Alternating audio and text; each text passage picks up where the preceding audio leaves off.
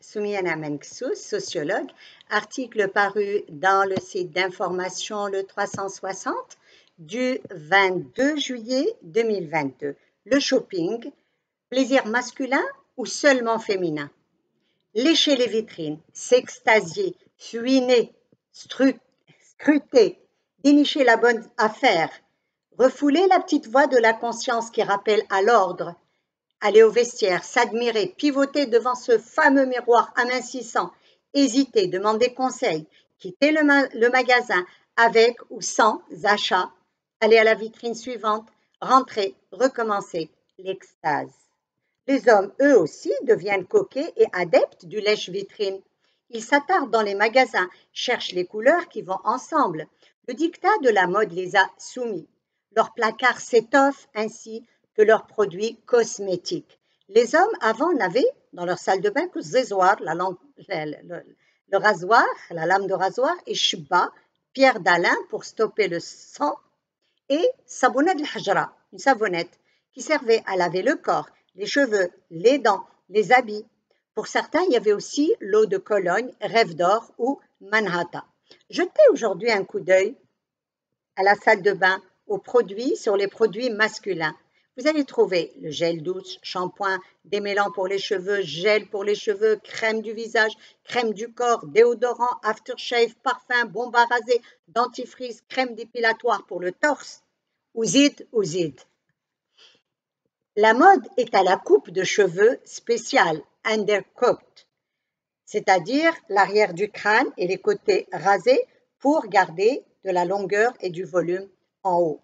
Khalid, un jeune homme nous dit, j'aime le shopping, mais le shopping utile, avec modération pour être beau, pour être tendance et acheter des articles précis selon mes besoins et non traîner dans les magasins.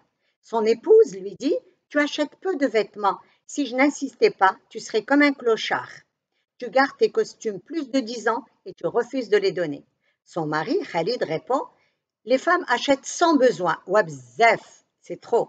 Et les chaussures, mon Dieu, on dirait que vous êtes des 1000 pattes. Pour s'habiller, beaucoup d'hommes se fient au choix de leur dulcinée.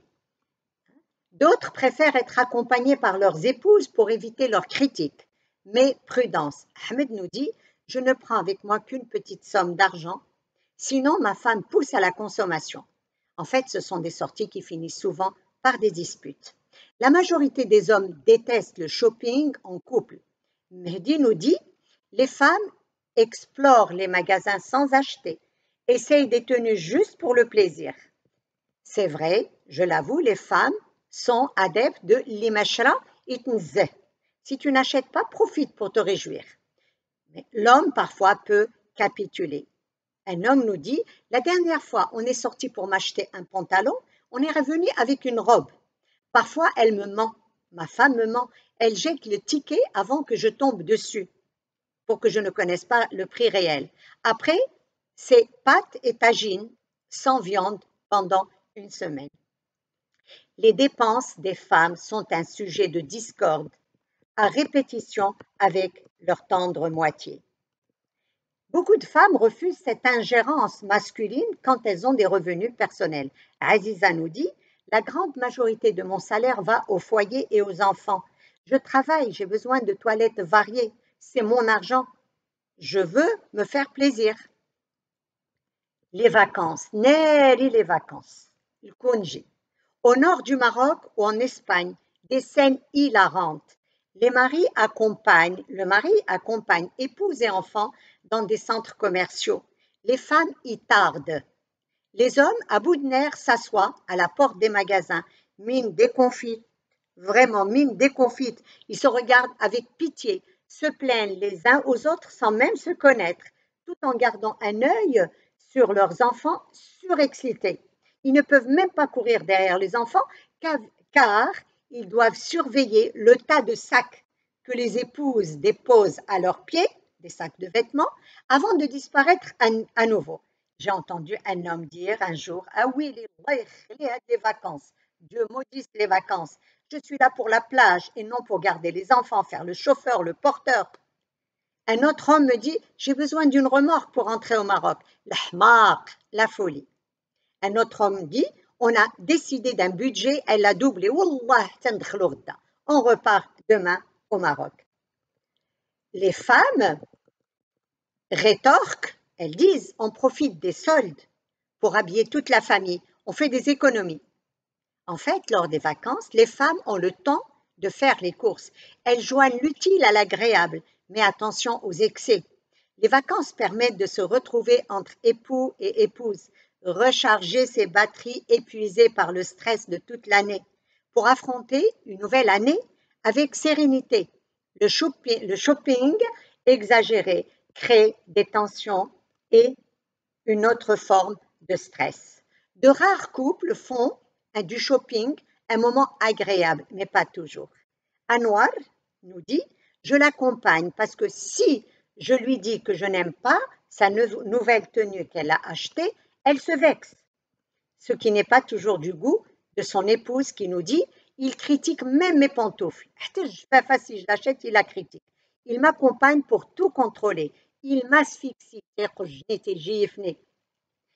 Lina, une autre épouse, va nous dire, mon mari n'a aucune attention pour moi. Il ne remarque même pas ma nouvelle tenue. J'aimerais qu'il m'accompagne dans les magasins. Comme quoi, personne n'est jamais content de son sort. En général, les femmes préfèrent faire leur shopping sans les hommes. Une femme nous dit, t'es une gourre, il râle, t'es une gourre sans cesse, s'énerve, me stresse. Mais d'autres râlent quand le mari se débine. Une épouse nous dit,